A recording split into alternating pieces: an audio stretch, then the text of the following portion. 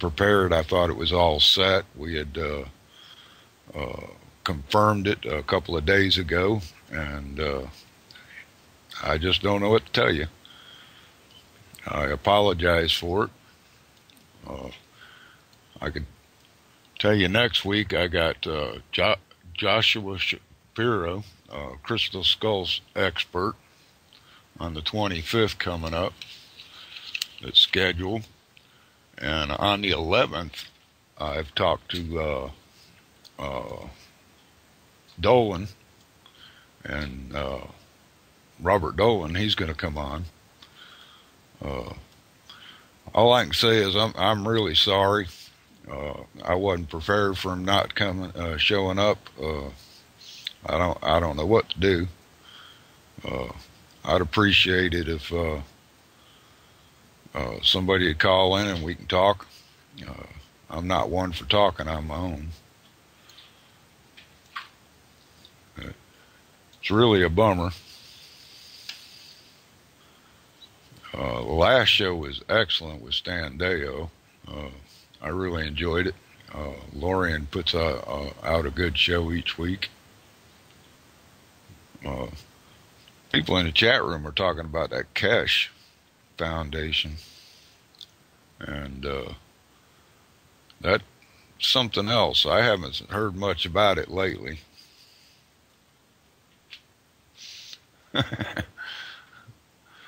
I'm laughing at something said in chat. Well, I got Robert Pepino said he'd join me. How you doing tonight?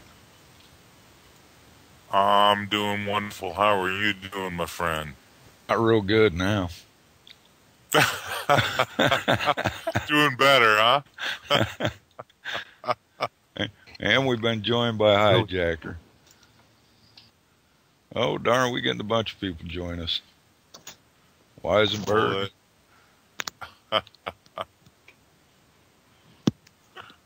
Man, I'll tell you what, there's been about 3 shows in the last 2 months, all almost back to back, that my guest has backed out. I'm beginning to think somebody's put a curse on me or something. I think it's an odor. Hey, Painter, these things happen. Believe me, brother. They do happen. Yeah, it's part of the game, man. Oh, I hear that now. They told me he was, when we first set it up, I had talked to James himself and set it up. And then his producer got with me, and he told me he was out of town and that they forgot to write it down on the calendar. So we got that all straightened out and got a date set. And he's still out of town, but he was going to do the show anyways. So I can't. I got the number to East City Ranch, but it won't do no good to call because James ain't there. Maybe he was abducted. No, that's what I'm thinking. He might be out of the galaxy right now. Oh, joined by Michael too. Who else is on? We got Robert, Hijacker, and WH. We got a whole round table there. But Pepino, is that how you pronounce it? That is exactly correct, sir. Well, I'm not real good with names, believe me. Well, you did real good with mine.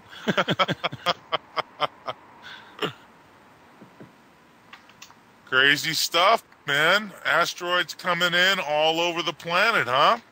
Well, yeah, I think there was 50 scheduled according to, what's his name? Berkeley, Begley, something like that, the preacher. He documented 50 known ones coming in 5 days. I thought that was kind of interesting. Now, where did he get his information from? Just out of curiosity. I'm really not sure. I posted a video about it a couple days ago. Can you hear me on my... Yes, sir. Okay. Yeah, Mad. You know who I'm talking about, don't you? Yeah, I'm just going to drop in here just for a minute because it looks like you got plenty of help. And I'll drop and save myself for my show. But he got the number. If you go, there's some that hit cue ball, Florida, Utah, Japan. My wife saw 2 alone in Washington State that morning, where the big one hit. California. Lauren Fenton saw one. I think she's in Nevada. Texas. I heard there's some in Texas. So what he's been doing, this Pastor Bagley. Yeah, that's him. That's him. Right. So anyways, he's going around and he's just collected, but he's probably on low, where we're going through a whole debris field, and this will pretty much prove the supposition that they sent a nuclear weapon and they slammed that sucker. You think so? It up. And that's what we're feeling right now. Really, doing that would be stupid. Instead of having one coming in, you have 100,000 of them coming in. Yeah, but they burn up. You see, it's actually genius. If this I don't know about that now. Well, a 150-foot rock that slams into, you could only pray that it would hit the land somewhere. But if it would have hit water, oh, good Lord, that's your global coastal event right there. But it wasn't. I want to ask something real quick, Tim. Now, I mean, you're talking about a nuclear event, or are you talking about rocks? I'm not real sure which one you're. He was saying they hit it with a nuclear weapon and busted it up. Right, and I the one over Russia? No, not that one. I'm talking. They hit it in deep space. About 10 days ago, I saw a video clip, and I just figured it was somebody just fooling around, because out in deep space, this person, I wish I could find it, and I've looked and looked, I can't find it, but in deep space, you see an explosion out in the middle of nowhere, and it's like, people say, what the hell is that? You know, it's an explosion. And that was 10, 14 days ago or something. Anyways, I didn't give it no mind because I see so much stuff. But now that I know what's happened here with DA-14, I'm thinking that they sent a nuclear weapon out. It hit it. It blew it up, shattered it, caused a debris field. The biggest rock, the 55-foot rock that got through that hit Russia, that was the big one. Blew out windows. There's all kinds of footage on that. And I mean, talk about shock waves. I've seen some I'm talking about warehouse doors completely blown off. You know, whole panels of windows blown out. Absolutely incredible, the shock wave. But I'm thinking that's why the Pope all of a sudden says, you know, I'm thinking he's thinking, okay, I don't want to be the last Pope. I'm out of here. And that's it for him. That's a wrap. And then this thing hits, the big asteroid hit like within 2,000 miles, 1,500 miles of the Vatican in southern Russia, you know, which is not too far from your home nation there, Robert, in Italy, near Rome. So that's what I think happened. That's the only way we're going to get this debris field. They knew all about this stuff. They got radar, which means they lied. Well, you know, Tim, there's no question about they have radar. But my supposition on this whole situation is that there's absolutely nothing they can do about it. That's why they've built all these underground bases. But I think they've also figured out that when the events are in their finality, that's not really going to save them. So they're pretty much locked in with us. You know, there's the idea that Obama is supposed to announce the fact that Planet X is at our doorstep now. Now, I say this, you know, and Gordon James Giannotto, he was on with me Friday night, if you guys remember, and he's a dear, dear friend, and he and I have disagreements on certain things, and he believes that President Obama is going to announce that Planet X is, you know, within our solar system. And I told him flat out, in my personal opinion, this is mine and mine alone, not anybody else's but mine, that I said it'd be a cold day in hell and I would eat my shoe if that would ever happen. And personally, I don't think it's ever going to happen. Now, I mean, don't get me wrong, Tim. I don't disagree with what you're saying. I just don't think we do not have that capability as a human species with, you know, these conventional rockets that we've been developing for a long time. Now, I think if they were to use ET technology, which personally, after all the information that I've gone through and dwelled deep into, if they had the ability to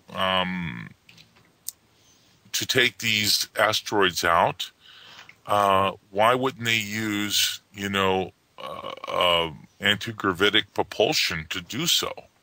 This is my whole thing. So I don't think, you know, using any kind of conventional means, there's absolutely no way they could do anything to these rocks. Well, they did something. I don't know what they did. Laser. I don't know what they did. They did something. And you want the evidence is that there's no evidence that DA-14 actually came between the satellites and Earth. Outside of a little cartoonish type little light going across a black screen. And NASA saying, see the footage? We have no other evidence. And that's what I would have challenged everybody. If you got any evidence that's not JPL or NASA, I'm talking about it can be astronomers in the backyard. I mean, they can see something. It can be binoculars. It can be any kind of footage, anything. Put it up there. But nobody can meet that challenge. And for that, the very fact that something came so close within our satellites and passed basically through our atmosphere with no tail, no video evidence, nothing, that proves that DA-14 that hit Russia, which also proves because of the 50-plus hits, and I think it's more than that, meteoroids all over the world, that something hit that, whether it was alien technology, a nuke, which, by the way, they do have a solar system. It's called a nuclear solar system interceptor. It's a cool nuclear device, which is like a flying rocket you can remote. It's unmanned. It's an unmanned nuclear intersolar system weapon type thing. Weisenberg, he's good with the computer. He can probably find the device. They built that in like 2008. They have. So interesting. That's the first I'm hearing of this. Oh yeah. No, they got stuff. Oh man, they got stuff. They got Death Stars. I mean, shoot, they got stuff that can. They got stuff that can take a 110-story building and turn it into dust. I mean, where there's no pile of debris. Just gone. I mean, they did that with nanothermite, you know, on 9/11. I mean, that was more than obvious to me. Nanothermite particles were found all over in the dust particles throughout all of Manhattan when they took out the if they have all these kind of weapons, how come we haven't seen them before? How come they haven't been used in war? Why haven't we taken China out? And, you know. Well, that would be my supposition as well. That's why I asked what I did. I don't know. We're pretty much doing what we want with China still. What do you mean? They're taking over the money system. We're going to be losing. You know, they got 3/4 of the population of the world inside their borders. They're going to have to stretch here before long. Well, they'll stretch towards Siberia, but the Chinese peasants, they're slaves. They work in prison factories. You're talking about the elite, the rich, the 1% who got all the wealth. They're over in China. That's their new cop of the world. They're going to use these mindless Chinese peasants as their soldiers and their shock troops. These cops got an awakening. They think they're going to end up the top dog on the pile, and they don't know. They don't understand the type of demonic people we're dealing with. After they're done using them then they're gonna flow in the Chinese and the South American, and those are gonna be their soldiers. You know, if you're a cop or you're a sheriff's deputy or whatever, and you're gonna go along with all this, bye. We're all going together. You know, that they're gonna figure on using the Chinese, but the Chinese are playing ball. They're still buying our stuff. We're still buying their stuff. They're still taking our money. We're marching around all over the Middle East. The one place we've gone into Africa. You know, Libya was a real big trading partner of China. I mean, they had something like 30,000 Chinese in Libya. I mean, they had big deals.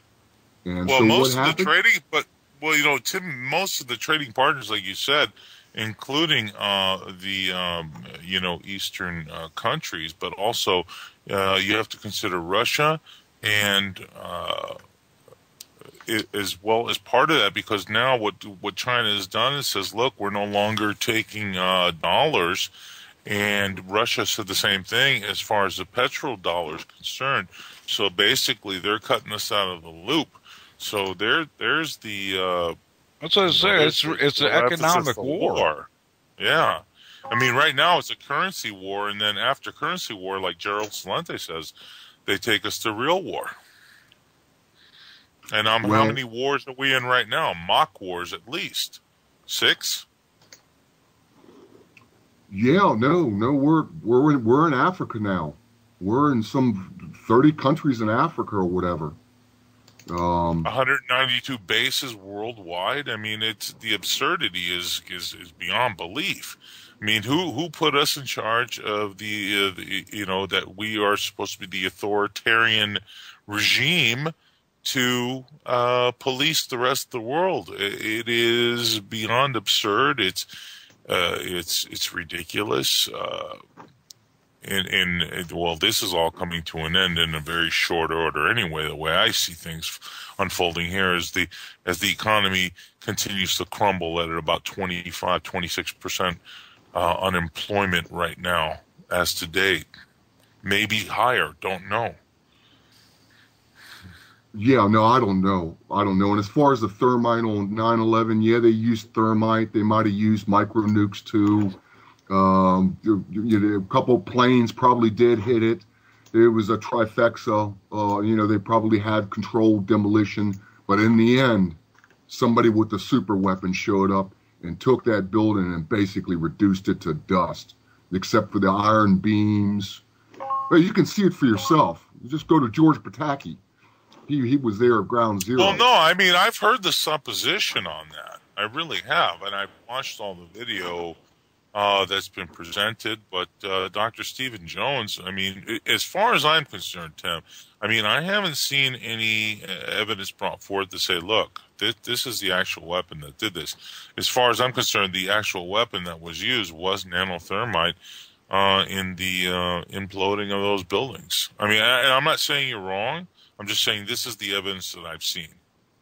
Yeah, but then this is the problem. Where did the... Oh, and just one little tip, Robert. It's kind of a common rule. Everybody's got a right to be called by the name they want. And even though my Christian birth name is Timothy, Timothy. Right, I prefer hijacker because there's a marketing quality to it. Hijacker, you got it. I'll call you hijacker from now on, brother. Yeah, okay. But anyway, so I'm not disagreeing that thermite was used or even micro nukes in the basement for it being so hot. But the one problem that everybody has is, where did the buildings go? I mean, how could they get turned to dust like that? What could do that? Because it's military grade thermite, and that really pulverizes concrete to dust. That's my supposition, and that's what I studied it pretty deeply. So but I'm not hijacker. I'm not saying that you're wrong by any means, because I could be completely wrong.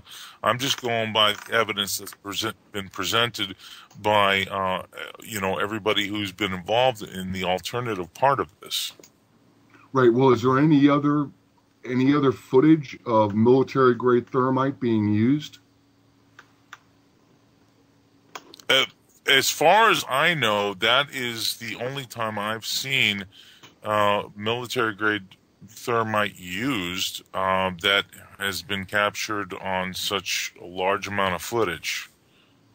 Well, the problem I have is that there's a big pole. There's a big steel pole on top of the south tower, I think. I think it was the second one that went. But the problem I have is I can see right in front of, I can see the footage. When the second tower started to fall, you see this 50-foot, 100-foot giant steel pole on one of the buildings. I don't know if it was an antenna, what it was, or a flag post, or they put a light up so planes didn't hit it. But you see the thing go, and you can go ahead and take a look at it. And as it hits about at a 45-degree angle, you can see it's a steel pole. And as it hits that 45, it all of a sudden just disintegrates into dust.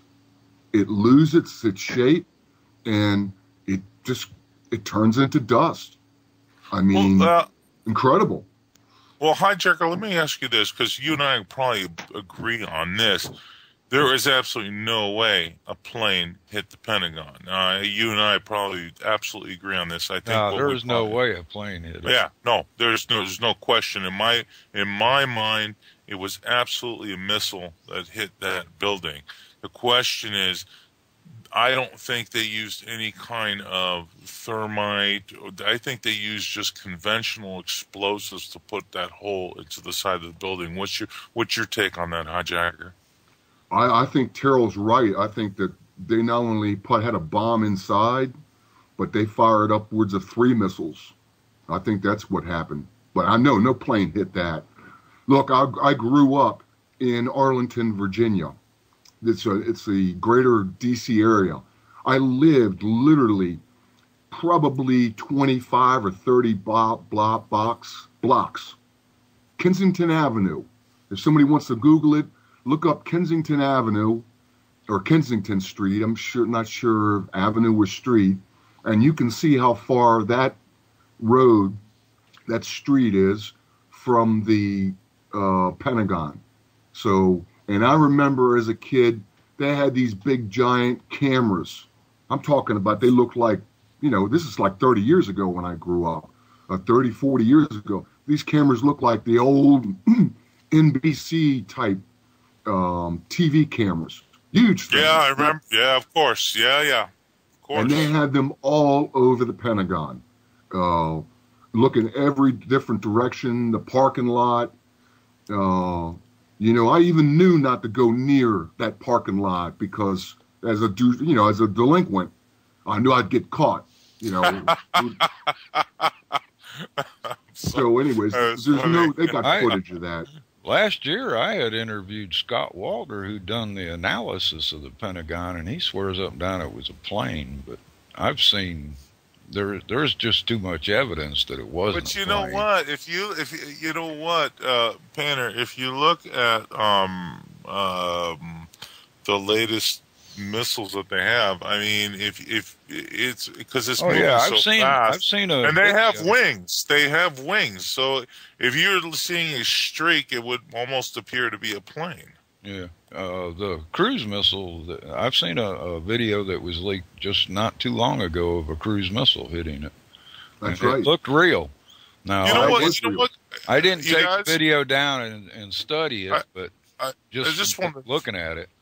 Hey, Panner, I just want to throw this out there. I know we got somebody else online with us. Political Networking is with us, and he hasn't said a word. Oh, that's just me. Weisenberg's not quiet. When he wants to talk, he talks. Oh, yeah, okay. He'll jump in when he disagrees with something. No, I'll jump in when I care. Good point. This has just been hashed out so many times over the years. It has, over and over. I mean, we all know something. The worst part. The worst part about this, you guys. You know what the absolute worst part about this is that our political leaders are either inept, they don't care, they've been bought off and paid for. You can choose and pick any one of those scenarios. The reality is that we all know it's a farce, it's a lie, it's one giant criminal act, and it's been a fraud, complete through and through. And yet nobody in any kind of political realms or power wants to even touch this because why? Because the powers that be already know that if anybody even touches us, they will be, they will ostracized, circumvented, they will be eliminated, and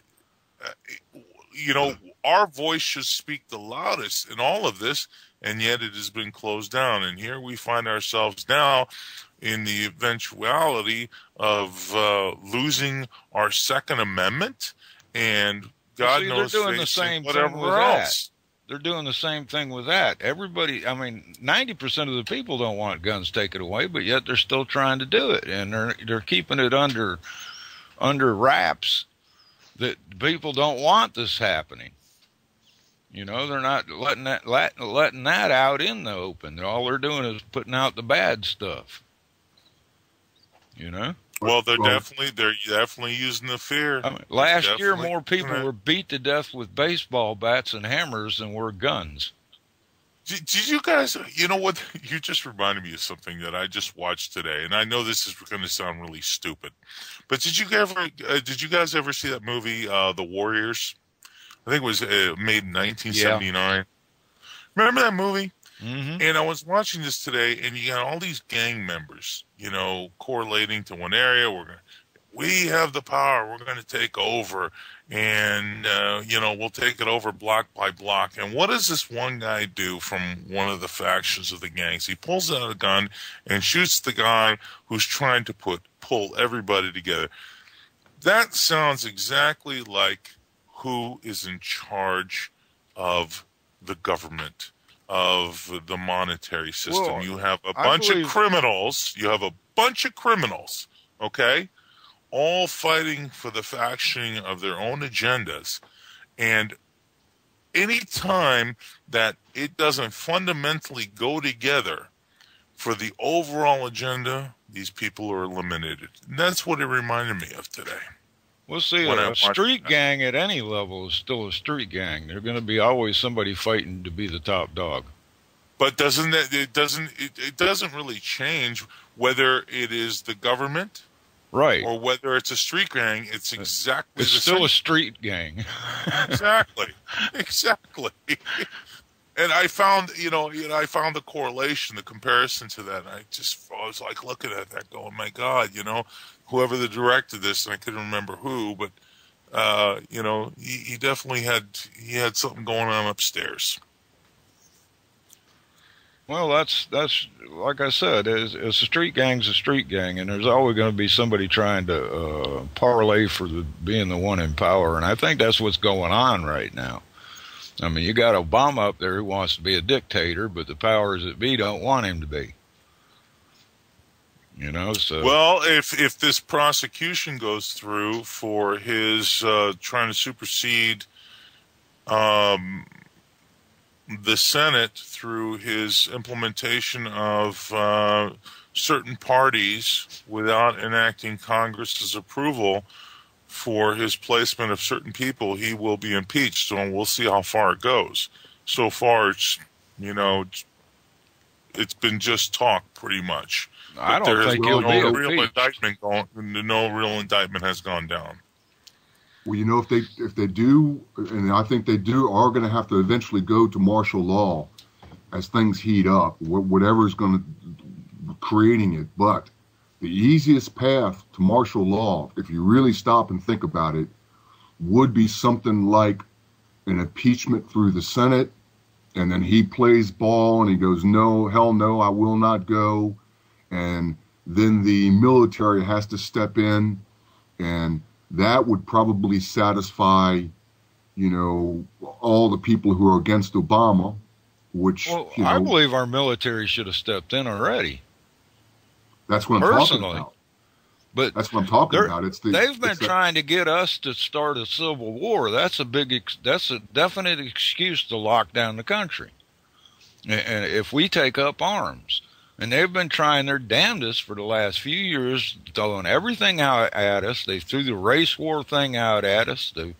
They've thrown the terrorist thing at us. Now they're throwing the gun control stuff at us. They're trying to rile up the American people into a civil war. I think it's deliberate. I agree with you, Painter. I agree. I agree with what you're saying. They're trying to instigate the revolution. That way they can lock down the country and use them FEMA camps for whatever they want, or you know what I mean. They'll have total control then. Yeah, no question about it. Yeah, I don't know. I'm not. I think they like to do things sneaky. You know, if they wanted this way, they don't get blamed for starting it.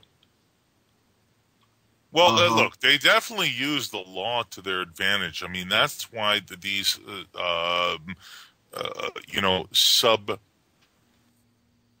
sub laws of the Constitution were all written in, because basically it conforms to their behavior, and it shuts down our retaliation to do anything about it through a simple means of paper. And really that's all it comes down to. But, I say it comes down to human rights. And our human rights have been destroyed, taken away, subverted through all the means that they have tried to do. But and this, I'm not just talking about the United States. This is worldwide. I think a point will be reached with all people across the world that a breaking point will hit. And when that hits, all hell will break loose, and it just won't be here in the United States.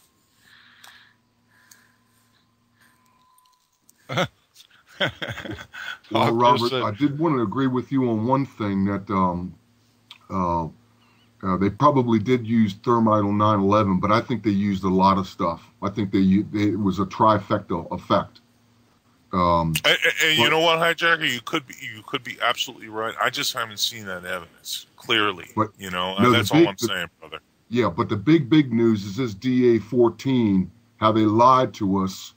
And I'm with you as far as that Obama's never going to have disclosure either on aliens or Planet X, because if they won't even disclose that we're getting hit with a little piece of rock and get ready for a good little meteor shower. I don't think they knew it was coming. Well, they know. No, I really don't. Well, listen, I was wondering if I could read you guys something. I know, Painter, you got a break coming up pretty soon? No, not to the top of the hour. Well, then I want to read you guys something, and I want to see what you think of this, because I personally believe, and Hijacker, I'm not taking anything away from you or anybody else, but I stand by my words as far as what they can do and cannot do, but I'd like to read you something here if I can. It's a little long, and I'll try and make it as quick as I can. You guys cut me off anytime you want. But it's by Maneka Gandhi, okay? And she writes, most people read the papers and forget most and get on with their day. Few people see the patterns. And we're just going to go by physical evidence that's taken place in the world in the last, I think, since 2006. But it goes on to say, says the big picture of what is happening in the world, one of the things that has been happening with greater and greater frequency is large and mysterious animal deaths. Something that punsters can call apocalypse, as in apocalypse or the end of the world. A map has come out in Google showing the die-off in 2010 and 11, and she goes on to say, there are only a small percentage of the mysterious mass deaths that actually took place, not listed here in the U.S. Geological Survey's website, which lists 90 mass deaths of birds and other wildlife from June to December 12, 2010. Time magazine listed these as unsolved mysteries long before 2010. In 2004, an estimated 300 hippopotamuses in Uganda, Queen Elizabeth National Park, died. In June 2010, 82 hippopotamuses died. In January 2006, 200 sea turtles washed up on the shores of El Salvador. Millions of honeybees started disappearing in 2006. According to the Department of Agriculture, reported bee colony death rates were 29% in 2009, raising to 34% in 2010. For the main bumblebee population have plummeted more than 90%. Now, I just want to stop there for a second. Now, there was a famous quote by Einstein saying that when the bee population completely disappears, 4 to 5 years after that point, humanity disappears off the race. Moving forward, in the past 20 years, a mysterious fungal disease has been killing bats across the U.S. since 2006. More than 1 million bats have died. In 2008, 60 pilot whales beached themselves along the rocky coast of the southern Australian island state of Tunisia, or Tasmania, excuse me. A week later, 150 long-finned pilot whales did the same. Then in January 2009, 45 sperm whales stranded themselves on a Tasmanian sandbar. 194 pilot whales and a handful of bottleneck dolphins beached themselves along the same coastline in March. In June 2009, hundreds of pelicans from Oregon to Mexico were found dead. In 2009, 1,200 penguins were found dead in March in southern Chile. In April, millions of sardines washed up ashore nearly. Thousands of Andean flamingos abandoned their nest in Chile, leaving their 2,000 chicks to die in their shells. In late May, 60 pelicans were found dead in Chile's central coast. This is nothing compared to 2010 and 2011. January 2010, thousands of dead walleye fish washed up on Lake Erie. USA, millions of camels, goats, sheep, cows, yaks, and horses died in Mongolia. 503 manatees' carcasses were found on the Florida coast. This happened again in January 2011. 100 tons of tilapia were found dead in Lake Bodie, Manila, Philippines. More than 24 seals washed up on New Jersey shore. March 2010, 308 dead baby whales in the waters around Peninsula Valdez along Argentina's Patagonia coast. This is the single largest great whale die-off on record. January through July 2010, 7 whales washed ashore along the west coast of Ghana. May 2010, 12,000 Sayaga antelopes were found dead in Kazakhstan. June 2010, thousands of baby spotted filefish were washed up on the shores of the Cayman Islands near Cuba. August 2010, over 6 million fish and thousands of alligators, turtles, dolphins, and other river wildlife died off in Bolivian rivers in Santa Cruz, Benay, and Tershai. Nothing like this has ever been seen in Bolivia. October 2010, thousands of migratory shearwater birds found dead on Queensland's beach. November 6, 2010, 33 pilot whales beached themselves on Rufflin Island near Burtonport, Ireland. December 2010, 83,000 dead drumfish washed up along the Arkansas River. Thousands of dead fish found in Lake Azui in Haiti. 80,000 dead pigeons fell from the sky in St. Augustine des Mures, Canada. Thousands of dead fish found in a lake inside Sydney Airport. Beaches near Charlton, South Carolina, littered with hundreds of dead starfish and jellyfish. Several million, this is 150 tons of red tilapia fish died in Chao Lai District, Vietnam. Now, this article goes on and on and on. Guys, this goes Who back. Who wrote this? This is from, and she is a activist for the preservation of wildlife, by Mankia Gandhi. last name Gandhi. So Mankia, Maneeka, Mankia Gandhi. Now, this is only part of the article, and this article goes on and on and on. Here's the extraordinary thing. I've been following this for a very, very long time. As probably as far as wait a minute, Robert. What is the article? Now, can you reference the article? Sure. The article is, you can get this article on Before It's News, and was published Friday, February 15th, 2013. And then there is it references to where it was posted from, which is myzonenews.net, mizonews.net. And you can reference it right from there. That's pretty good, because she did a lot of work on that. That takes a lot of work to do that. Oh, this was only a quarter of the article I read, but the point of the matter is that something extraordinary is happening to the planet. And that was my question to you. What do you think's going on? Well, what I think is going on is that I think the poles, our magnetic pole is shifting. It's almost at in other words, it's shifted so far, but it's collapsing in on itself. I think we're going to get ready to go through a pole reversal. No one here on this planet, or for the last, whatever years that have been on this planet, have never been able to understand a magnetic pole shift. But I think we're all facing it. We're going to see the events that unfold after it. I think that's what's really happening. I think we're going through a massive debris field. I think it's part of the Nibiru system.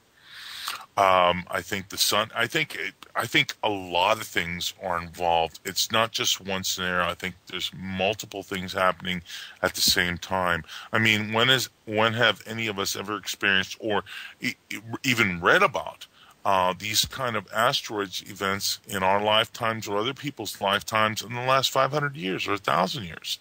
It's really been unheard of. Really, actually, the Earth travels doesn't travel in a straight line. The whole solar system moves up and down like a sine wave. Absolutely, Painter. And I believe, I've been saying this for several years now, that we're entering into a field or into an area of space that's full of more trash than where we've been. Well, I think we've gone a full cycle around the galaxy. I think the galaxy is spun again once. What is it, 26,000 years?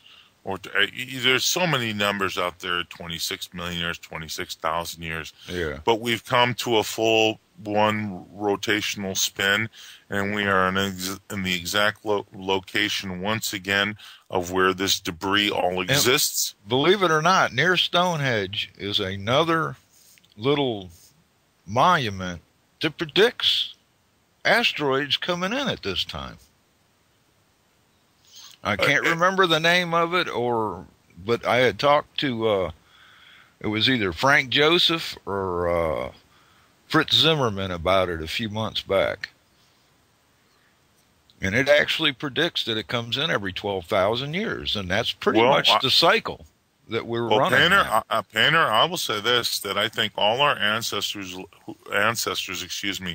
who have left the evidence for us to investigate, and for those who have brought up the truth, and for those who are covering it up. Okay, I'm part of that truth movement. I believe exactly what our ancestors told us. The precession of equinox, give or take, 3, 4, 5 months, because of the Gregorian calendar and how they tried to manipulate the actual physical the calendars of the ancients. We're actually seeing that come to fruition right now. Yeah, I know that I'm into ancient history. I believe we've been around for millions of years, not just civilization's only been around for, according to them, about 5,000 years. I think we've been around probably 5 million years. Probably 50 or 60 million years. Yeah, Well, I mean, let's take the Billy Myers stuff. If you listen to what the Palladians have told him, okay, if you guys go, if you follow that at all, I mean, humanity has been around here for millions and millions and millions of years, and we have gone through these apocalyptic events. The place I was talking about is called Woodhenge. Okay. I had to clarify that, in case somebody wanted to go look it up. Go ahead. I'm sorry. No. I'm just saying that the physical events that we are experiencing right now are part of the cyclical nature of our solar system and our galaxy. And I probably would say this, that many galaxies, probably hundreds of thousands or millions, probably go through the same thing, because there is, I guess there is a certainty to certain things. Everything is always changing and expanding, but also through that expansion and change, there are cycles. And I think this is just one more cycle that we have to go through. Go through the experience and expansion of life, knowledge, wisdom, the whole thing. I don't know. I don't know, but that's what it would appear to me. Like I said, I feel that we have made it this far in our society before, but whatever happens at this point of history every 12,000 years knocks us back to the caveman days. And what some of the ancients called gods was probably the last remnants of the last civilization that ruled the world, that was dying out. Right. We mistook them for gods. Well, I agree. And like I said, I believe we're just entering into a section of space that has a whole lot more garbage in it than the one we were just came from. And so that means you think that these asteroids are going to keep on hitting us? Yeah, I think it's a common thing that happens every so often. So we're in a big giant debris field. Right. Okay, well, if that's true, could be parts that, see, they say we're part of the Milky Way galaxy. Well, that's almost impossible for us to be part of the Milky Way galaxy. We're not in the same plane of eclipse as the Milky Way. We're sitting sideways to it. You understand what I'm saying? No, I don't understand that. I do. Because we are in a wave. I think what Painter's trying to say is that not only do we go in a circular motion, and not only do we go in a sine wave in that circular motion, but I also think we do a vortexual sine wave. Right. In that motion. And we're traveling around the outside of the Milky Way. We're not really actually part of the Milky Way. Well, I thought we were in the part of the end of the arm of the Milky Way. Well, really, they don't know. They're just making a big guess. But just from looking at the way we're tilted from it, we would really could, if we were part of it, something extremely catastrophic happened to throw us out here to this edge of it and turn us sideways. Yeah, I don't know. There ought to be some kind of evidence of that happening. But all the galaxies, the funny thing about the galaxies, and one of the arguments for the Big Bang, is that they go every different direction. Counterclockwise, clockwise, upside down, vertical, horizontal. Galaxies do, not solar systems. Yeah, galaxies, I mean. Solar systems usually ride in the plane of the galaxy. Yeah, I don't know. When the number of galaxies now, Robert, I'm gonna give you a shot at this. How many galaxies do you think we have in the universe? The best way that I can answer that is go with what Carl Sagan said. And I know, believe me, I know all about Carl Sagan, and I think he was part of the propaganda, and I also believe that he knew a lot more than he ever let on to say. But I think one of the more accurate statements he ever made was that if you took all the grains of sand on every beach on planet Earth, it would not equal the amount of galaxies in our universe. I fully Single agree with that. grains of sand. I fully agree with that. Actually, I met him one time when I was real young. I was a security guard for a high-end apartment complex. It wasn't an apartment complex, condominium. It was one of these, you buy it. Very sophisticated. Big people in it. There was even a Supreme Court justice in it. So I met him one time. So they'd taken a computer, and I got this from Dr. Bill Deagle. And this computer, it calculated a small sliver of space off of the Hubble telescope, and it kept going deep, and it ran the calculations. And the latest calculation we have is that there's 460 trillion, not billion, trillion galaxies. And that number's probably wrong as well. It's probably a very conservative number. I don't know. You figure that our just in the Milky Way, there's 100 billion stars. I mean, how can that be? I mean, wow. Well, I'm a firm believer that God didn't put them there just for us to look at, like a Christian theology would have you believe. Well, no, for other words, that's the argument that there's other worlds. The Bible even talks about it in the book of Ephesians. There's other worlds to come. Why would God, if people believe in a deity, a single personal God, why would he create such a massive, massive thing, and then only on one planet put one species of people or higher intelligence? I mean, that would be incredibly wasteful. Of course, the other argument is he's a psychopath for creating, that he just has to create stuff underneath that lives underneath Antarctica, amoebas in the ice, just create stuff all over. Just create. So that's the argument. But anyways, I know you got Pony, and I'm going to drop out here at the top of the hour, Mad. Well, thank you for joining us, Hijacker. I always enjoy talking with you. Yeah, no, I just didn't want you to ride alone. And Robert, he seems to be a big bean for action. He can talk like I can. Hey, now, Hijacker, now listen, you guys. I want you all to join me this Friday night, if you can. I've got Alma Guthrie. Now, Alma Rowling, because she just recently married, but she is the cosmic telepathic transcommunicator. She is the one who communicates with our ET brothers and sisters, and I want you to join in because you can ask her questions, and they're open and willing for questions for the second hour of the broadcast. How's that sound to you guys? Sounds good. Well, this is the problem, Robert, is that I have a completely different take, and all I do is agitate those people. So it's best if I just let you do your show and not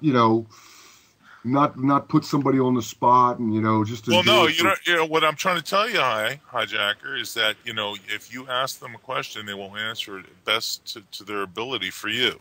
So you can't really agitate them, but ask a question. And if they'll be able to answer it for you, which they usually do, they'll answer to the best of their ability. No, he'll agitate them. Yeah, I will. Weisner's he's right. But anyways, Pony's here for the top of the hour. Pony, looks like you jumped in here. What's up, True Man? How you doing? Good. We're all true men. The world's just a stage. The sky's just a large blue screen and everything's fake. The Matrix. Welcome to planet Earth. Pony, how you doing, man? Good, man.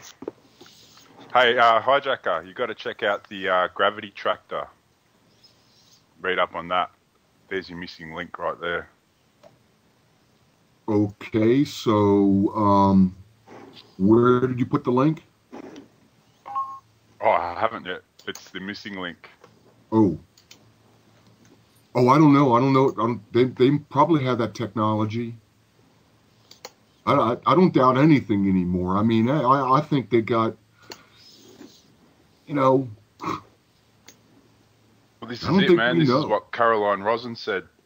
They're going to use terrorism, then third world crazies, and now asteroids before the aliens, and it's all speeding up. So look out for more asteroids, definitely. So look at the moon. How many asteroids have you seen them mention hit the moon? None. And look at it. Hmm. Something happened somewhere. But then again, how many satellites do we have around the moon that we are actually able to catch any kind of glimpse of visible activity as compared to satellites around the planet?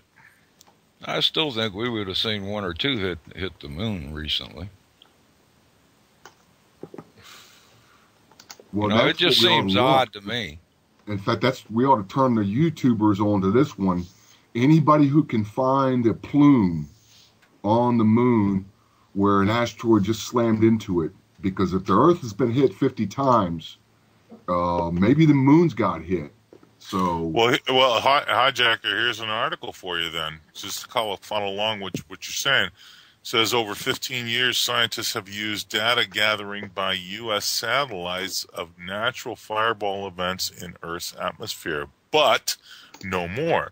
The meteor that exploded over the Urals of central Russia was seen by, of course, Meteosats 9 at the edge of the satellite view. Hundreds of people were reportedly injured as the meteorite's massive sonic boom caused widespread damage. Now, there's a couple of videos that follow with this article, but it says a recent U.S. military policy decision now explicitly states that observations by government spacecrafts of incoming bodies and fireballs are classified secret and are not to be released. And the quotations, does this shock you beyond words? Well, it should. There is something big going on. I'm sorry, but explain that. And it goes on to say, please look at our post for today.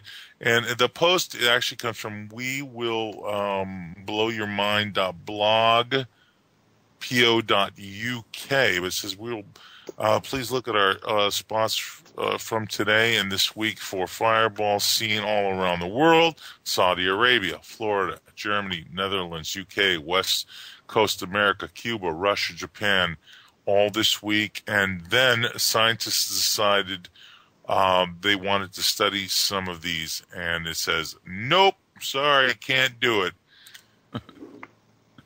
Well, if the supposition's right, in which they sent a weapon and they blew up DA-14 because it was going to strike us, then that means the debris field should start to die down.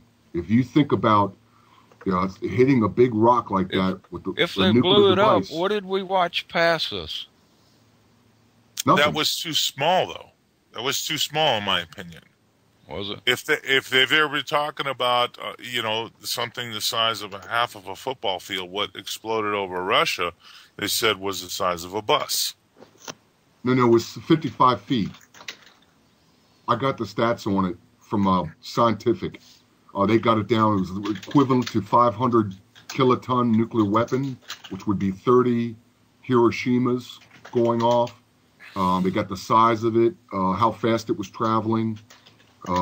Also, the other information that I got is that it turns out, and I got some footage, I got to go find it, but it shows the sun coming up. You can see the sun up in a parking lot. It's a camera that actually points to a parking lot. And you can see the sun where it's coming up because of the way the shadow is on the cars. It's kind of elongated shadow. So you can see that it's like 9 o'clock in the morning or something. Then you see the light of the fireball start to come in, and then it overpowers the sun. The open canvas. I hope you enjoyed the first part so far. We've been talking about that meteor D14, I think it is, and the other meteors that come down. We've got a good round table going. I want to apologize again for my guest not showing up tonight. I really don't know what's happened. I've emailed him, I've called him, haven't got no response, but we'll see if we can reschedule him for a later date. Pony's got something he wants to talk about here for a minute. Oh, yeah. Where do I begin? So basically, this ties into the asteroid. It's just come in. How do you pronounce that name right there? Which name? The one that's typing like crazy. Hagos. Hey, Hagos. Can you hear us? Please. You can talk now. Who is it, though? Say hi. Hagos. All right, anyway, so back in 2001, someone set up a private foundation called B612, and their main objective was to create this gravity tractor. In 2005, they gave all the data and information to JPL, who ran it, and said, yes, it can be done. By 2008, all that information and data had disappeared, and they moved into what they called the Sentinel telescope. Just going by memory here. So this Sentinel telescope is an infrared telescope that they're going to launch it way out into some other planet's orbit and watch back at Earth, and they can see all the asteroids. But this gravity tractor, it's like someone's given them the blank check because there's a private foundation with the disguise of doing good. And to do good, I'm going to play a video if you don't mind. It goes for 5 minutes. So it's from NASA. There's a lot of info in there. So I hope you enjoy it. And cue eyes rolling now. But yeah, I'm going to play it anyway. So enjoy. Kick back for the next 5. Have a listen.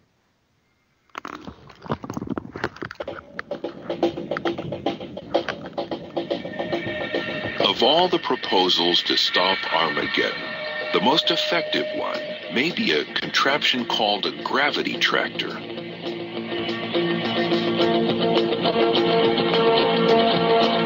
For such a complicated undertaking, it operates on a very simple principle. We know that everything out there in space has a gravitational pull. So asteroids themselves have a gravitational pull. And we also know that a spaceship interacts gravitationally with the asteroid. So if the spaceship were to come close enough to the asteroid, it could then begin to attract the asteroid slowly out of its course, if we can get it in time.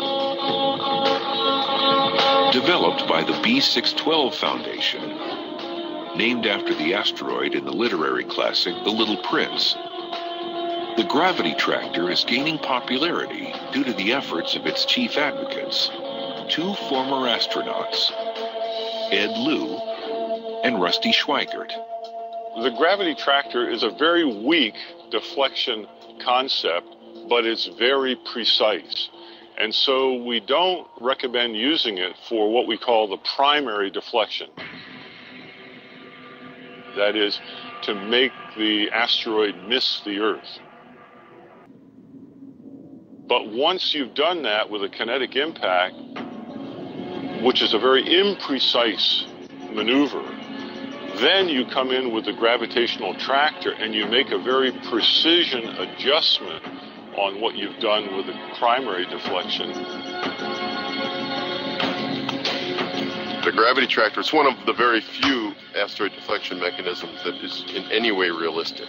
The only 2 that are probably realistic right now are kinetic impactor, where you just basically run into the asteroid with a spacecraft, or the gravity tractor. Apart from those 2, most of the rest of those are pretty much science fiction. Using mostly existing technology, powered by a combination of ion engines and solar panels, the gravity tractor itself is about the size and weight of a golf cart. Not very large by spacecraft standards, but it's still big enough, according to its proponents, to finish the job after a kinetic impact.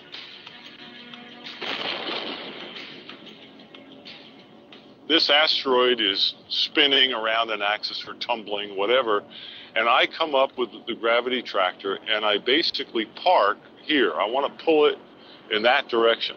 So in spite of the fact that it's tumbling, I don't ever touch it. I just pull up in front of it, if that's the direction I want to pull it, and I just stay there while it's tumbling. Let's say if the asteroid itself is 300 feet in diameter, then we would want to hover something like 250 feet from the center of gravity of that asteroid. In other words, about 1.5 radiuses out from that tumbling asteroid. I don't let the gravity of the asteroid pull me in. I have to fire my ion engine thrusters off to the side so I don't blast it. And by doing that, I stay right there for a week, a month, a year, whatever it takes. Ion engines go for long, long periods of time.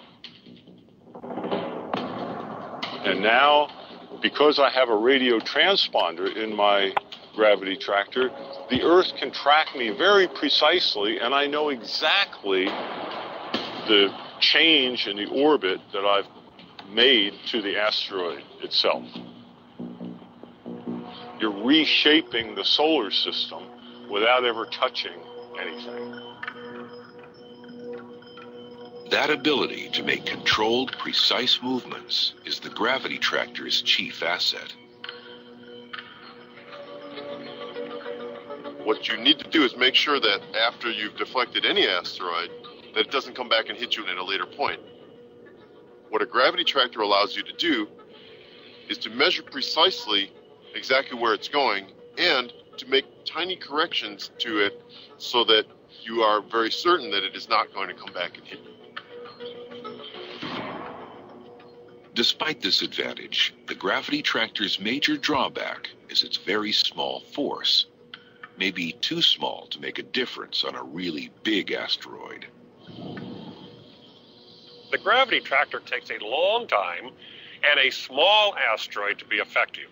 It would have to be much smaller than 1 kilometer, perhaps 150 meters, 300 meters, something on the size of Apophis or smaller.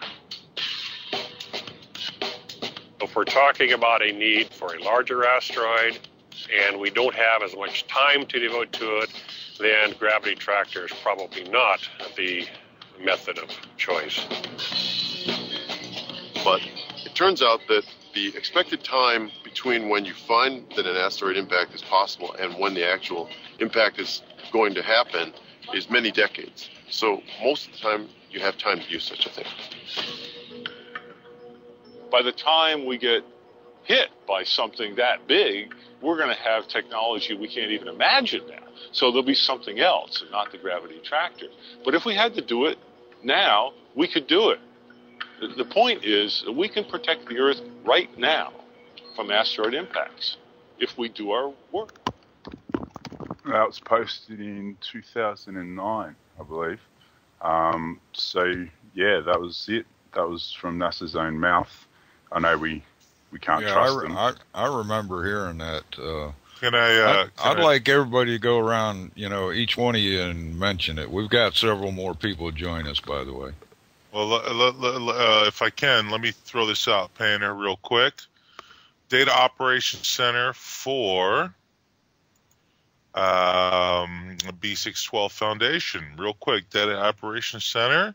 Sentinel will complete its survey of inner solar system during its mission life of 6.5 years with all systems designed for 10 years of operation. Data collected by the Sentinel Space Telescope will be transmitted to the Sentinel Operations Center located at the Laboratory for Atmospheric and Space Physics, Boulder, Colorado, then distributed to education, research, scientific institutes, and governments via NASA's Minor Planet Center, Cambridge, Massachusetts, as part of the B612 Foundation NASA Space Act Agreement of June 2012. NASA's JPL Near Earth Object Center, Pasadena, California, will conduct a comprehensive hazard analysis, making orbit determinations and threat assessments. The history of large telescopes is that many of them have been funded privately, so we hope to continue in the tradition. The B612 Foundation plan to raise $450 million over 12 years, or about $37 million per year, to design, build, test, ensure, and launch the Sentinel Space Telescope, built and operated the control center for the duration of the mission, carry out analysis of the observation. So I'm not sure if this thing has even begun to get off the ground yet, but unless you guys have different information. Hang on. The Sentinel's different. The Sentinel's a telescope.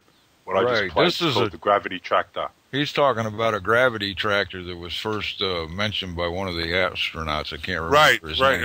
I understand that. I understand. What you're talking about is something that's going to document all the asteroids in our solar system, right? But the point I was trying to get to is that they've even just now got to this telescope part of it. And I'm on their website right now, and there is absolutely no mention of this tractor even getting on the way. Yeah, that's what he was getting at. Is it does it exist? Do we have it? I was just right, Pones. I was just trying to add to what you were saying. Yeah, they're pushing this telescope now. Exactly. So what do you think about it, WH? Well, their theory seems to be valid, but there's absolutely nothing that says anything other than they're still just doing the math to see if they can even figure out if it's JPL actually feasible. 2005. Yeah, well, you know how long it took them to do the math for the Mars, the first Mars thing? 15 years. Wow. So they might be a little bit quicker now, but saying that they came up with something in 2005, if they did finish it up and say, well, we think this might work, they might just now be realizing, okay, here's what we probably need to build, and then they got to build it, and that takes a couple of years. Let's throw in a couple of things. Let's throw in the asteroid Eros. They landed a satellite on it in 2001. The X-37B, the mini space shuttle, remote-controlled flown in space. And Ford makes the Fiesta. Those things don't have anything to do with moving. In the video, the guy said you only need something the size of a golf cart to shift the orbital phase of an asteroid. So I'm not. I haven't said it. They were just saying that they're putting all these pieces out there. Yeah, well, they were just saying that they have they think that that's all it takes. Well, they landed something on the asteroid, but that something that landed on the asteroid wasn't to detect whether they could move the asteroid or not. Exactly. But they know they can land on them. They haven't. Yeah, they can land on them, but they haven't figured out, well, what do they have to do to get them to move? How big does the object have to be? Where does it have to sit its path? And they have. Yeah. JPL's done two, what do you call them? Thesis, or I don't know. The foundation gave the data to JPL, who ran it and said, yeah, this is highly, highly probable. And then by 2008, all that data and information has disappeared. Now we get the X-37B, which is pretty secret in itself. Well, you know what I thought they were doing with that? What I thought they were doing with the X-37B was my own little thing. I didn't bring it up because, I don't want to go crazy with conspiracy. But I thought that the reason it was up there was for so long. Yeah, exactly. The reason it was up there for so long and exactly when it was up there is that maybe it was moving some stuff out of the way. Because DA-14 was coming through, and they're going, we better move those. And I'm thinking maybe that's what it's up there doing. Up in this satellite. We better move it. Yeah, let's just go up there. Let's move it. We'll move it over here a little. Just slide it to the side, because it was up there quite a while. No, that's a good point, because they moved the bigger ones out of the way, bring in the smaller ones that wouldn't do so much damage, just to scare the populace enough to keep funding their BS space programs. Yeah, but when 14 came through, it didn't hit anything, so... Yeah. We all got sidetracked by that. Like, I guess if they tried to move something in the way and say, hey, wait a minute, we can finally get rid of this piece of junk, and they'll have to buy us a new one. What's a magician usually do? Makes you watch something else while he performs the act in another hand, yeah? Yeah, it's all illusion. No, I was saying the A14 went through and it didn't hit anything. So it's like, oh man, they're probably going, dang, if that old satellite that was almost ready to be broken, we could have moved it into its path and then crash, collect the insurance, and then they'll have to buy us a new one. The other aspect is mining. They were pushing the International Space Station up there going, we need a new one, just push it out there. Yeah. They'll be mining them soon as well, so they'd select the few. If this conspiracy theory has any merit, they'd select the ones they don't want to use the. So I expect a couple more to come in, definitely. Not in a media shower; they'll be controlled. But well, we're in a pile of junk right now. There's a bunch of things that are all tied together. They're still trying to figure out where the heck it came from, though. I mean, it could just be we're flying through junk space, didn't know it was there, and there's a big pile of debris. It could be from a comet that went by before our solar system even went through this area, a piece of junk laying there. Because we've got our own asteroid belt that we kind of carry with us, and the Kuiper belt that we carry with us as a solar system. But our solar system is moving through space. Well, there's random junk out there that we run into once in a while that we maybe just didn't expect it to be there. And all of a sudden we run into this thing and there's stuff lighting up all over the planet. And it's like, yeah, all right, we saw it. Okay, Yeah. But let me ask you that. I'm sorry, but why at this time and why all the predictions, revelations, remote viewing, Cliff High's work with the web bots? I mean, it all seems to be coming to fruition at this point. Why at this time is the question. Maybe it's the end times. I think it's the 12,000-year cycle. Or 26,000 or 26 million. It's one of the cycles. I mean, in our history, about 12,000 years ago, we come out of the last ice age, and nobody knows why we came out of the last ice age. You know, it wasn't something they can pinpoint. Okay, I did it. It was me. Yeah. If they need somebody to blame. No, it was me. Robert Schoch thinks it had to do with our sun, and he also thinks that meteors might have had a part to do with it too. Yeah. Well, I know meteors can definitely cause them. Oh yeah, big time. Just then all of a sudden there you got all kinds of stuff dying out. We've got several other callers sitting here, and they ain't even piped in at all. Speak up. Andre? Hey, guys. From Adelaide, Australia. How are you? Howdy. Andre, what's up, mate? What's your opinion on this stuff? This is a different philosophy on existence, and this is what I'll add to this sort of conversation, because, Robert, you sort of pulled it back to where I wanted to contribute, so that's cool. And you talked about a 26,000-year cycle. That's called the precession of the equinox. That's the spinning on the top. It's the direction the Earth sort of faces. It's not the movement through the galaxy. The galaxy does about a 260 million year sort of cycle. That's what it was. Thank you, Andre. It was 260 million years. Thank you. I couldn't remember what it was. Thank you. And isn't the 26,000 year cycle actually 24?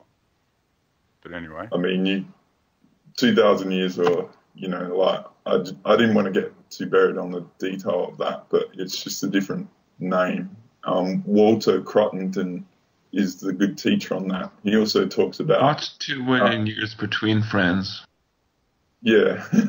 I mean, we only live 80 or 100 years, so it's not going to matter too much, right? So, but the way I see existence at this time is, there's all these things happening, right? There's this increased awareness because of the internet. So just this weekend we've seen this meteor shower or whatever, and we can get bogged down in the actual individual detail about what that was about.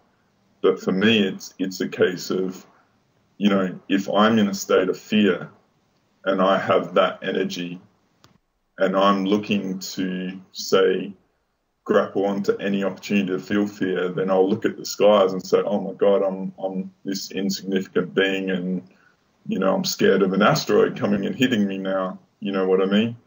And all these things happening all at once are an opportunity to get over the individual feeling of fear and go inside, as Carl Jung says. He who looks outside dreams, he who looks inside awakens, and manage my individual fear and not go into that state, to allow these governments, these external things in our galaxy potentially that may end my life, which life is a risk as it is. We all die, right? So, well, nobody dies, Andre. That's one thing. Speak for yourself. No, there is no such thing as death, according to me. You know what I mean, right? I know what you mean. On this, right, on this little ball, yes. Yeah. So if we individually look at ourselves and manage our own fears instead of worrying about what this government's doing or this planet X or whatever, you know, we could actually probably change our existence where we're all, I don't speak for the people here because the people here and listening are very wide awake and alert and proactive on their knowledge and their gaining and work and development and stuff. But, you know, we're talking about... Yeah, I fully believe that if we worry about things, it kind of manifests. Well, we create. There's no question about it. We definitely create every single day, every nanosecond of the day. Yeah, so I'll pass the mic. I mean, there's a few people on the chat and stuff, but that's the way I see it. It's just an opportunity to master myself and not go into fear. What others individually do, I have no right to interfere on that at all. And I'll make a point to that. Yeah, go for it, man. Like the fear, the fear's within the individual. This whole thing with the asteroid, what it does is you get your mouthpiece for the media who screams and shouts, oh, look, this is terrible, this is disaster. Then you get the general populace scared. Then you get the wife who's in the general populace of a general who's saying, oh, babe, something must be done. Then he's like, oh, all right, I'll go do something about it. Then he signs off on the new weapons in space. Fear is localized. It's all within. So that's part of their system. I guess the point was that we can't control, like doing this, talking about this stuff, getting it out there. It's just, are we generating fear by showing the dark side? Or should we just let them be by letting them be happy and let them use their iPhones and stuff? No, you can be afraid of anything. I mean, you can be afraid of a dog. It doesn't mean it's going to bite you, but it might. And if it bites you, then you say, "See, I had a reason to be afraid of it." Well, if there's a big meteor that comes through, that I think on average, don't quote me, but I think it's somewhere in the neighborhood of 300 tons of stuff crashes into the Earth every year. Oh man, there's close to that much just dust.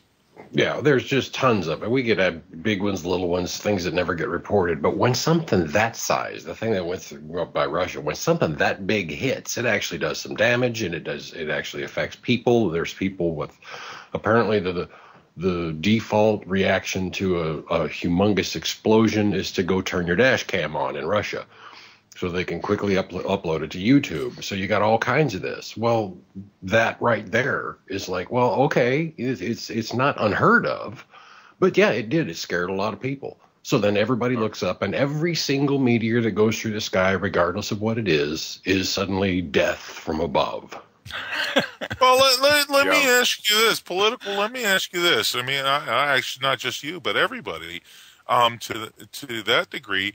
Do you think by what we're doing, and we're not really mirroring the mainstream media because they're not even existent in my book, but because we're doing what we're doing, do you think that we are projecting fear for people who have no understanding of what's going on? No, because you've got people like me who do have understanding of what's going on that are allowed to come out and actually. Well, wait a minute. No, that's not what I asked. That's not what I asked. No, but you didn't. I guess you didn't hear the answer. The answer is that the difference between us and like mainstream media scaring the hell out of everybody is we may say the same thing mainstream media is. There may be people out there and even hype stuff up, but there's always somebody that's at least allowed to come on and give an opposing viewpoint. To say, no, yes, it was a bad thing, and yes, people got hurt, but you don't need to be as afraid of every single little tiny thing that comes flying into the atmosphere. I look at it this way. If a meteor is coming, there ain't a damn thing we can really do about it in the long run. I mean, eventually, it's not a matter of when, exactly, or it's not a matter of if, it's a matter of when. I mean, it's the nature of our universe. Yeah. You know, it's going to happen. And eventually there's going to be one big enough that we can't do anything about, even if we could do something about some of them. Yeah. Just one thing on the dash cams, apparently, because it's such an isolated part of Russia, big cities, there's a lot of corruption, so everyone's got them, so they know what's going on. Well, I know, that was just kind of me being obnoxious. Yeah. Good for that. Carl, what do you have to add? Yeah, I had a quick question, and it's an observation also. Last night I was looking at the Southern Cross, and I don't remember it ever being so high in the sky. Now, the sun will always rise in the east and set in the west if we are in tow, if we're towing behind it, and the planets and all that will all be in their position. But what's out behind them in the galaxy, in the picture in the galaxy, has anyone noticed that also, that our solar system's relation to the galaxy is what's changing? So while we're focusing on... Well, yeah, we're moving above the plane of the Milky Way.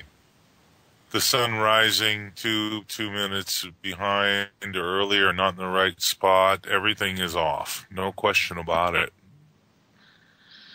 I don't see the sun that. is moving too. I mean, if you keep we just lost Carl. Extending your view back. Maybe get hit by an asteroid. Isn't the Milky Way spinning? So we're in an arm of the Milky Way galaxy. So the sun's being pulled as well. And we're in the western and isn't also the Earth's wobble accentuating even further right now? Don't know. Well, I've got one of those telescopes that actually just you set it down and it figures out where things are for you.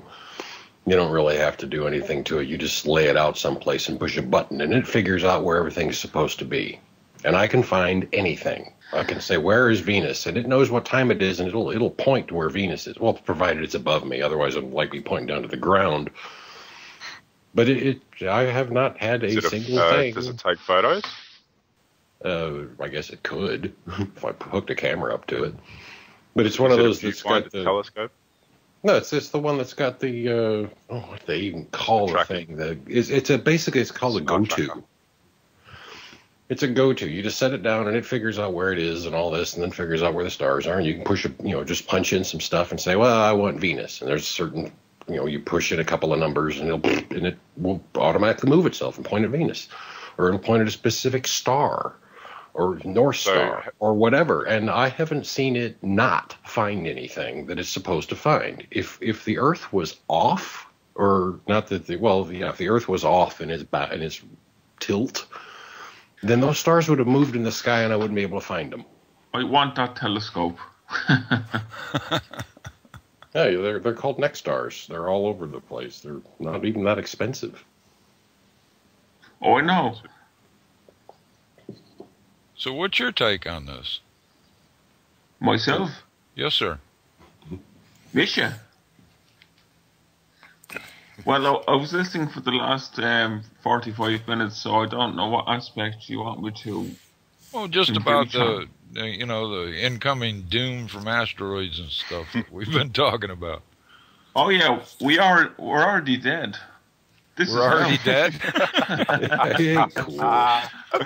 Just ain't nobody told us yet, right? Can I tell that to the guy that sends me my electric bill? Sorry, I don't need to pay this. I'm dead. I'm already dead, yeah. He wants interest. Really? You'll have to get it out of my estate. Sorry. But I thought it was quite fascinating that the asteroid that hit Russia a few days ago, maybe it was a week ago by now, was coinciding with something that was knowing that was going to happen. Oh yeah, that was an amazing coincidence.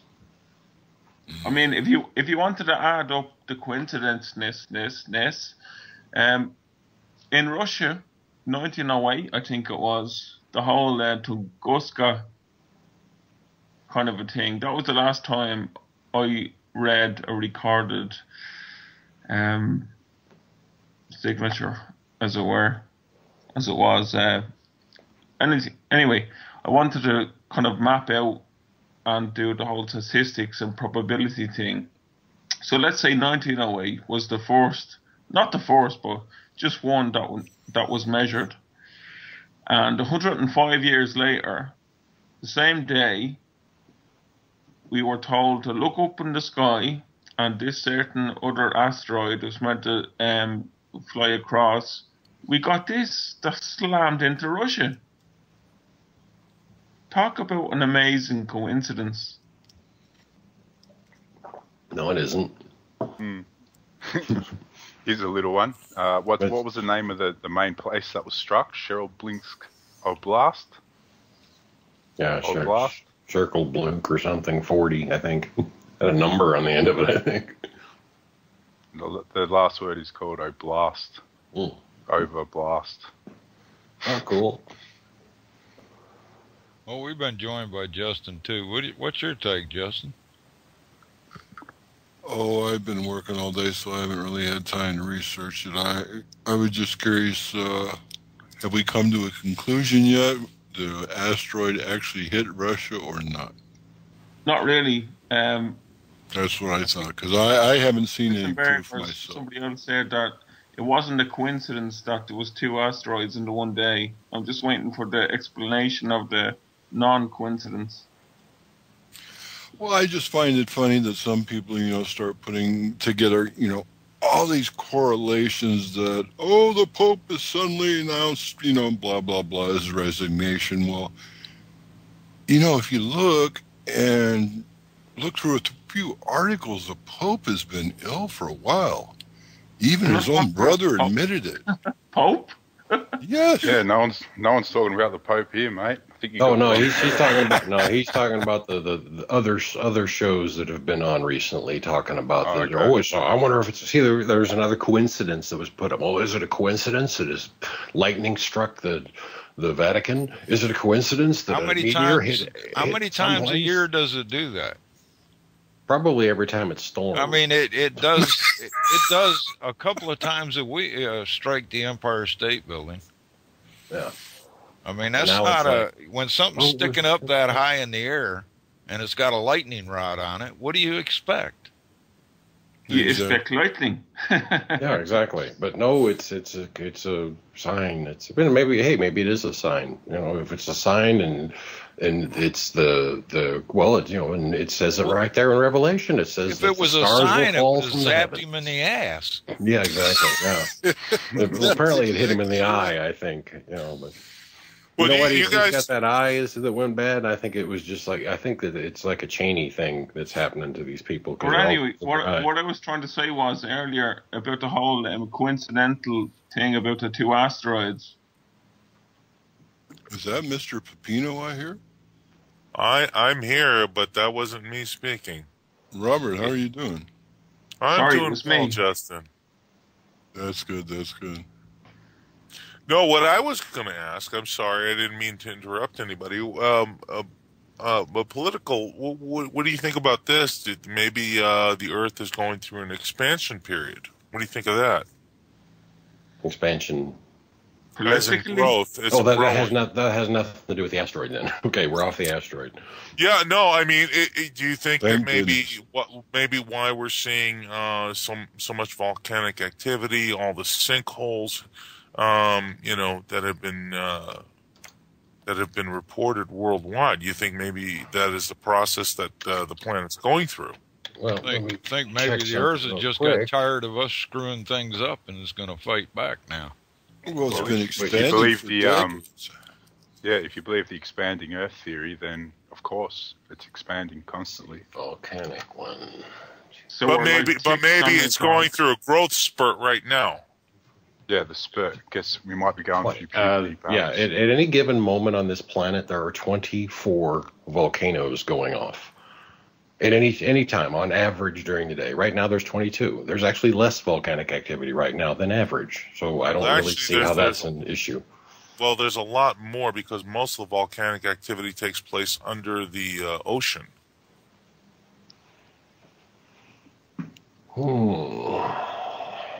Speaking of the ocean. Strato, submarine. Yeah, they're listing the ones under the ocean. Yeah, they're there.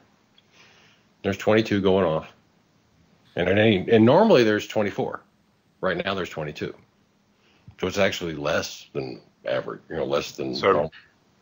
Robert, do you think you're thinking of perhaps there's a phase where they all go off for like a growth, like you were saying, the growth spurt, like it's time to pop some pimples all at once? Well, I mean, it could be. Who knows? I mean, that's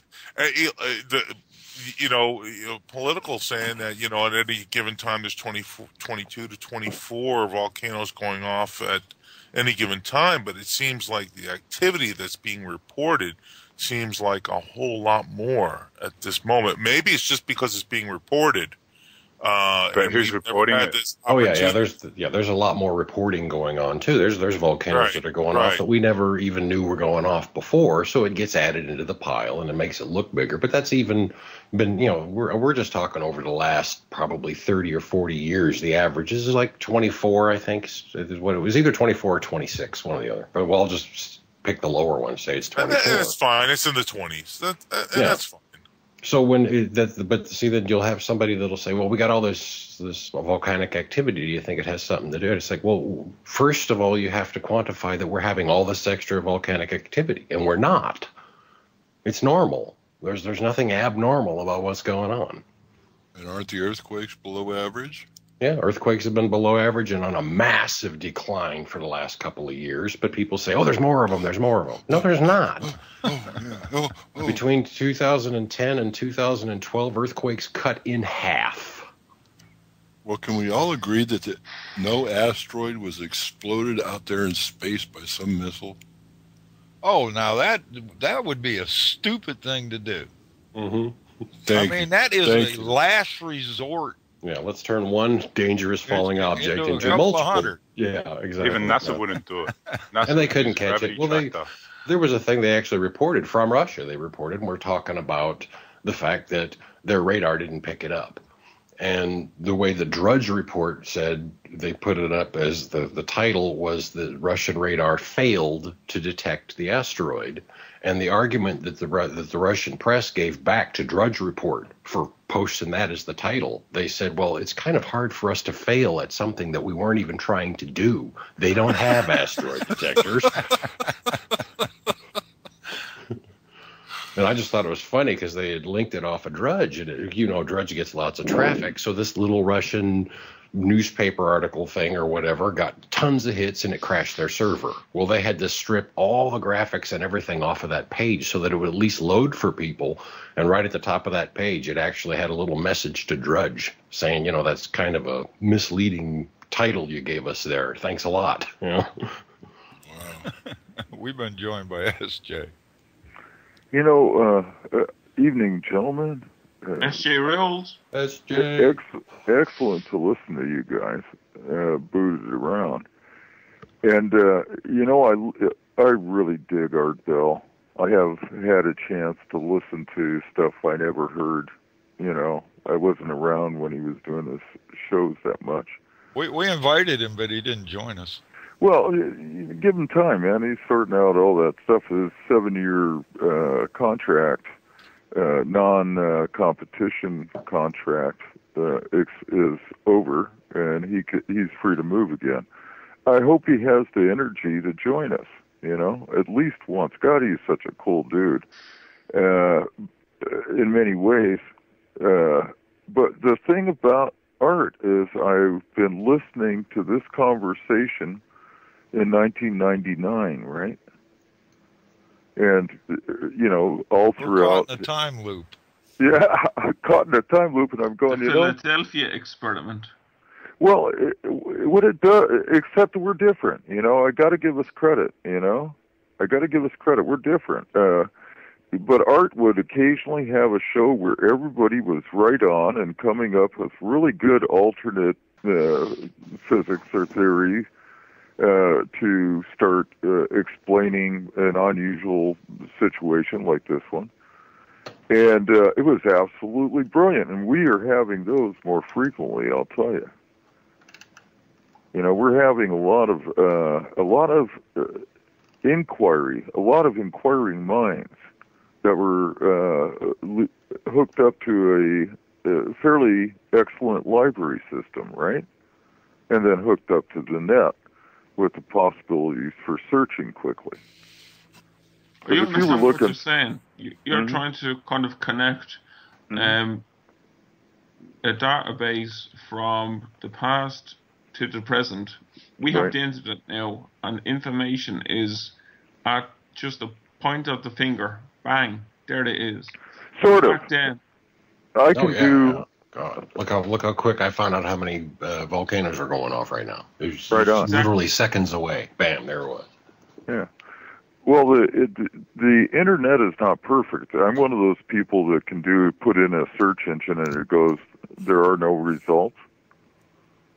Well, you're not perfect either, SJ. Come on now.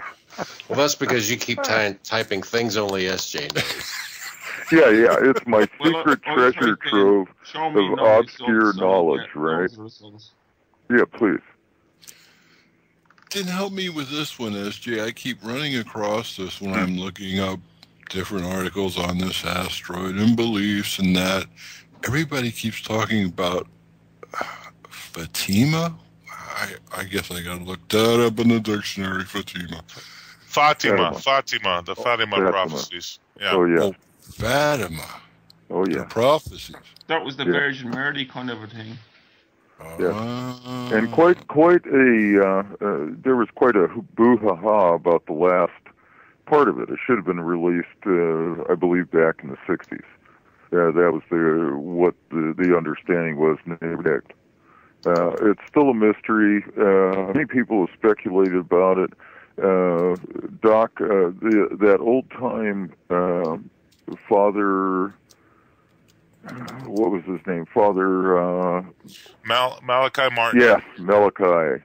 So Malachi had talked about what he knew about it and his general impressions on it. It's an excellent segment with Art Bell. Wow. Yeah. And it's a major miracle that's been discussed since it happened. And the people, the stories of everybody involved is really interesting. We've been joined by Tones. Hey, gentlemen. Hey, I had to come in and say hi to the party. All right, so what is a meteor? What is an asteroid? Here are brief descriptions of the objects. A meatball smothered in sauce. Right, exactly. So asteroids are pieces of debris left over from the formation of the solar system that are too small to be considered a planet and that drift in an elliptical orbit around the sun. They range in size from 580 miles across to a speck of dust. The smallest yet detected by telescopes from Earth has been about 20 feet across, which I don't believe. Most asteroids are made of clay and stony rocks. The rest are mostly silica, nickel, iron. Now, meteors, any asteroid that enters the Earth's atmosphere, tens of thousands of space rocks do this on a regular basis. Most burn up and disintegrate into fine particles long before they even get close to the surface. Depending on their size and the angle, some give off a bright flash and trail, but most are what we describe as shooting stars. Meteorites, the remnants of a meteor, estimated at about 10 feet in diameter, that reach the Earth's surface, such as the several small pieces that appear to have survived a fiery entry over eastern Russia Friday, breaking windows and causing other air burst damage that nearly injured 1,000 people. Asteroid DA-14 was an asteroid 150 feet in diameter that passed within 17,000 miles of the Earth Friday. As close shave, no damage. And comets, this is my last part, small icy bodies that are also solar system leftovers, different from asteroids because they contain frozen material. They are thought to have mainly formed in the outer part of our solar system, leaving behind a coma or tail that points away from the sun as they follow wide orbits. Comets typically burn up if they strike the Earth, but fragments can make it through the atmosphere, and large comets or asteroids can cause catastrophic damage. Thanks for having me on. Bye. Oh, beauty reading. Beauty reading. Well done. Thanks for having me on. Bye. Andre, you had something you wanted to share? Yeah, mate. I'll be really quick and to share it around. And Weisenberg, I agree with you. It's just information, but a lot of people put emotion to it. And our awareness via the internet today is greatly increased. But the area of statistics that we have over, say, 10 years or 100 years is so insignificant to a 12,000-year cycle. I mean, the reality is we just don't know, right? I mean, there's all these possibilities and stuff like that. Anything's possible. All I just say is there's all these things external to us that are possibilities in our individual lives. Not much really bad happens, right? So when we focus on ourselves and we get individually as strong as possible and we don't gravitate to the fear, those mechanisms in society that use that emotion to hurt us have no power.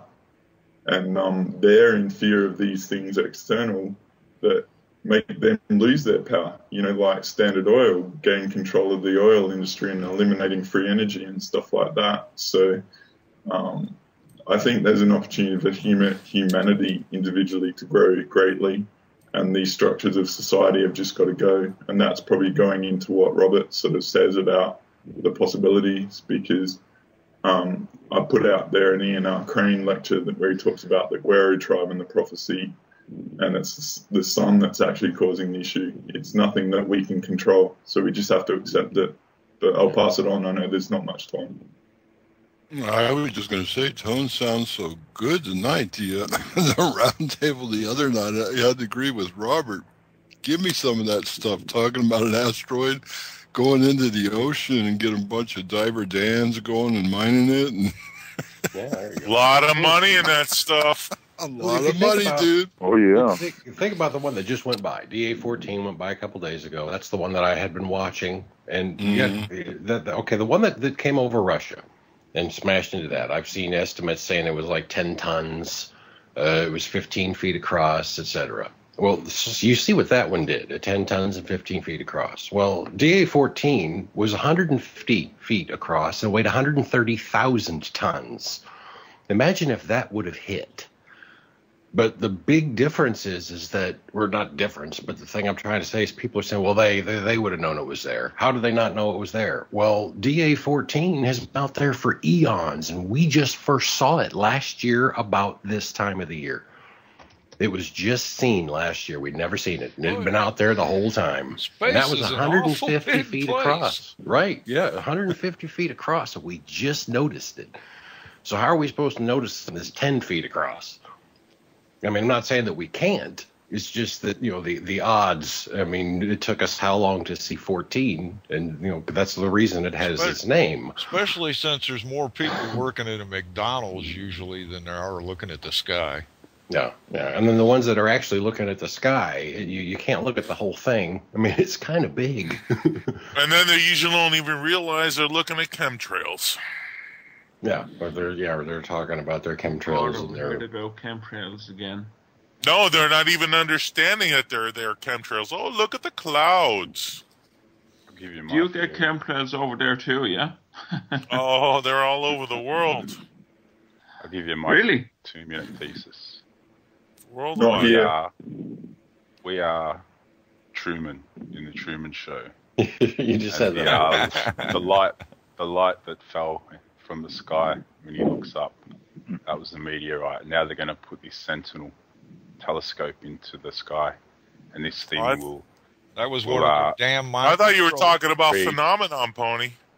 That was one of their damn mind control satellites they lost. So this Sentinel telescope, it's gonna, for the future, it's gonna read every single asteroid, not only where it's at, but also its mineral composite, and it will be the roadmap to mine asteroids. Yeah, there's a company out there that's going to do that. It's for the future, so we'll have a couple more scares. Well, I've even told my kid. My kid's taken astrophysics. God, I guess he wants to be like me. But I keep telling him he needs to do geology, do geology. And he's like, what does that have to do with this? He likes physics. He likes astronomy. I'm like, do you need geology? They're going to be mining asteroids. And believe me, somebody that knows physics, astrophysics, and geology is going to get paid major bucks. Hold on a sec. Does such a course as astrophysics? The what? There's such a course as astrophysics. Yeah, that's what he's taking in college. That's not here in Ireland. That's what WH is. Yeah. Hello, I'm a physicist. Hi. Whatever. I mean, I don't care. Never told us that before. Yeah, no, I've never mentioned that. No. No, it's because to me, it's just like it's what I do. Well, I build websites and paint pictures mostly, but where I actually have my education is physics, astrophysics, orbital dynamics, fluid dynamics, thermodynamics. And there was no job for that when I was out of school, and so I just said heck with it and did other things. But it's the one thing that I do know something about. Was it strictly academic, that the positions that were offered to you? Yeah, basically it was, teachers this, blah. I was a tutor for a while, and I gave up on that because it's hard to teach it. It really is. No kidding. It's hard enough to learn it. I mean, and then you get the new things, like the new theories that come up, like even the electric universe. Now, I can kind of grasp that, but I'm kind of angry with it, because it seems like that is a little bit easier to at least understand the theories than quantum physics was. I mean, I just wrapped my head around quantum physics, and suddenly they got this new one. And I'm like, why couldn't you have had that? But there's so many problems with the electric universe that I still don't see it as being realistic. It's plausible, I guess, and it's got its moments. I think the argument is that it occurs. I don't completely discount it. There's just too many things but at the same time, it's new. It's going to take a long time for a lot of questions to get answered in that particular field. So I don't expect them to have the answer right now. But some of the big ones are the ones that are making people say, nah, that can't be right, because there's people like me that are kind of stuck in quantum land and stuck in just regular physics, relative physics. Even quantum physics is mainly the realm of theory. Yeah, it's definitely, oh God. I'm not even going to Doesn't their theory involve electricity mainly? But you've got to have magnetism as well, because both exist. Everything's electric and magnetic. And I always, my biggest roadblock that I run into with the whole theory, not that they won't ever prove it or they haven't come up with some pretty interesting ideas, gravity. Explain it. Yeah, they came up with gravitons, didn't they? Yeah, gravitons. Gravitons. You got to love that explanation. Yeah. You know what's funny about the whole trying to explain everything? As we all know, Star Trek came up with loads and loads and loads of explanations as into, let's say, communication devices, mobile phones, and the whole, you know what I'm saying? So... And the one thing that they actually have in Star Trek that we could use more than anything else that would just take the human race leaps and bounds ahead of anywhere we're even dreaming of being right now is that deflector dish. If we could make that, we could do anything. So actually, replicator. When Scotty was beaming people up, he was actually sending to jump rooms, right? Yeah, I guess, yeah.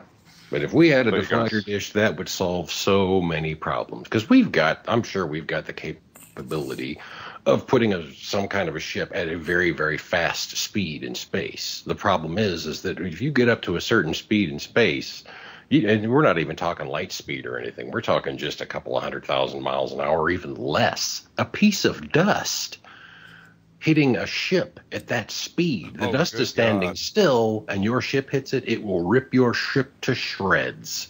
Yep. So we need, hey JPL, that's what we need. That's the next thing on your, put it at the top of the menu. We got no clue what an atom would do at 12 million miles an hour. Yeah, exactly. We'd be just... What about a replicator? Nah, that's not even as important. Because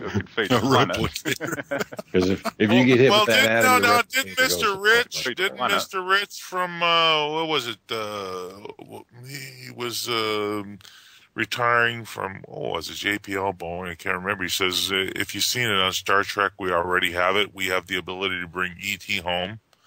His exact statement. Oh, well, maybe he's got an Obama phone, so he can, Maybe. Yeah. But that deflector capability is like, oh, please. And I'm not even talking about, like, shields and things like that. No, none of that mess. I don't care. It's just some way to be able to move something very quickly through space and not have to worry about those tiny little minute. I mean, you forget about flying through space so fast and you run into an asteroid or something. I mean, boom. But even a speck of dust vaporize you. Well, folks, that's the end of the show, and I want to thank y'all for coming on and helping me out tonight. And y'all remember, this is Revolution Radio at freedomslips.com.